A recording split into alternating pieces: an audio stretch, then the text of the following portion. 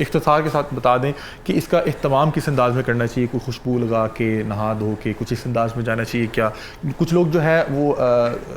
کیا وہ نماز پڑھتے ہیں جس میں وہ تیسرے کلمے کا ورد کرتے ہیں، اس کو کیا کہتے ہیں جی؟ صلاۃ التسبیح، میرے ذہن سے صلاۃ التسبیح، اس کے کنسیپٹ پہ تھوڑا سا بتا دیں۔ کچھ لوگ کہتے ہیں کہ اس کو باجماعت ادا کرنا چاہیے، کچھ لوگ کہتے ہیں نہیں اس کو اکیلے میں ادا کرنا چاہیے، اور میں نے دیکھا ہے کہ بہت سے لوگ جو ہیں یہ کثرت کے ساتھ پڑھتے ہیں جو یہ آخری عشرہ ہوتا ہے، اس حوالے سے تھوڑا سا بتا دیجیے گا۔ اصل میں آخری عشرہ میں یہ جو ہمارا معمول ہے عبادت کا،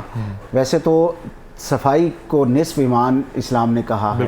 اور ایمان کی شرط بھی اس کو قرار دیا ہے، طہور شطر الایمان بھی اور نصف الایمان بھی، دونوں جگہ ہر روز آپ کو جو ہے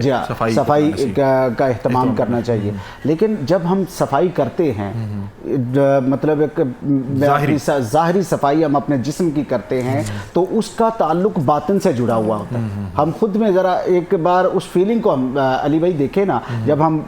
میجر صفائی کرتے ہیں، نہاتے دھوتے ہیں، صاف ستھرے کرتے ہیں، تو آپ کو ایک اطمینان قلب سا فیل ہوتا ہے، کیونکہ طہارت اور پاکیزگی ایمان جی سکون رکھا ہے، وہ ظاہر کی پاکیزگی جو ہے باطن کے ساتھ جڑی ہوئی ہے۔ تو اسی طرح عبادت کا جو ظاہر کا عمل ہے وہ باطن کے ساتھ جڑا ہوا ہے۔ تو یہ آخری عشرہ جس میں ہم نے طاق راتیں بھی اور باقی راتیں بھی، کیونکہ یہ لمحے سارے بابرکت بنائے اور اس سارے رمضان کو اللہ پاک نے جو ہے وہ برکت والا بنایا ہے۔ تو اس میں جب ہم صفائی اور طہارت اور پاکی کے ساتھ جب اس میں داخل ہوتے ہیں، اس میں شامل ہوتے ہیں، ایک تو بات ذہن میں رہے کہ ہم عشاء کی نماز باجماعت ادا کریں اور فجر کی نماز باجماعت ادا کرنے کے لیے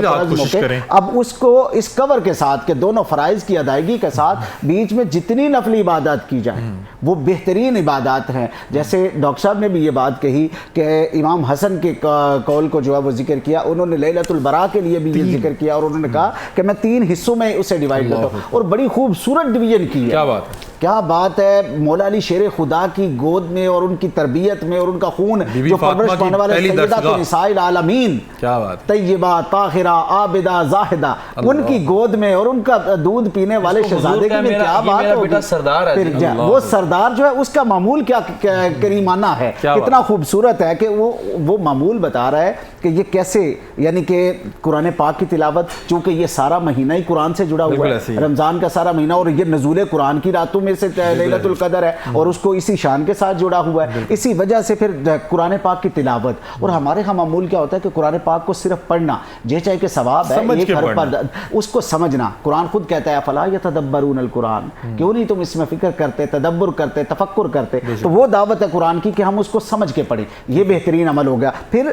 بندے کا جو ہے نا وہ ذوق اللہ کے ساتھ کانسنٹریشن بلڈ اپ علی بھائی ہوتی ہے، انسان کی عبادت کی اور ذکر کی بہترین صورت نماز ہے۔ اسی لیے وہ نفلی عبادت کی صورت میں جو ہے وہ کرے، انڈیویجولی پڑھ رہے یا اجتماعی طور پہ صلاۃ التسبیح کا اہتمام ہوتا ہے ہمارے ہاں، تو وہ بھی یہ ان کے لیے بھی کہ ہمارے ہاں چونکہ یہ شعور نہیں ہے، یہ ذوق نہیں ہے کہ ہم دین کو سمجھیں۔ اگر تو سمجھے تو پھر تو انڈیویجولی جب عبادت کی جاتی ہے اس میں کنسنٹریشن زیادہ اچھے سے بلڈ اپ ہوتی ہے اجتماعی کی نسبت۔ تو لیکن اگر اجتماعی طور پہ بھی کی جائے تو کم از کم ہمارے نوجوانوں کو شغف ملتا ہے، شوق ملتا ہے، اور اس کی طرف آتے ہیں، شامل ہوتے ہیں، بہت سارے جو ہے وہ اس کا فائدہ ہوتا ہے۔ اور جو تیسرا حصہ ہے وہ درود پاک صلی اللہ علیہ وسلم، حضور پر درود میں تو ساری عبادت کا مغز ہی وہ ہے، خود اللہ۔ یعنی ایک لمحے کے لیے اگر آپ دیکھیں ماشاءاللہ آپ نے فوراً وہ کر لیا، یہ معمول جو ابھی آپ نے کیا، یہ عمل وہ ہے کہ رب ذوالجلال جو خالق ہے، مالک ہے، رازق ہے، معبود برحق ہے، ساری کائنات اس کے سامنے جھکتی، کچھ نہیں کرتا وہ، اور اسے کرنے کی کیا پڑی، وہ تو بے نیاز ہے، لیکن ایک عمل کرتا ہے،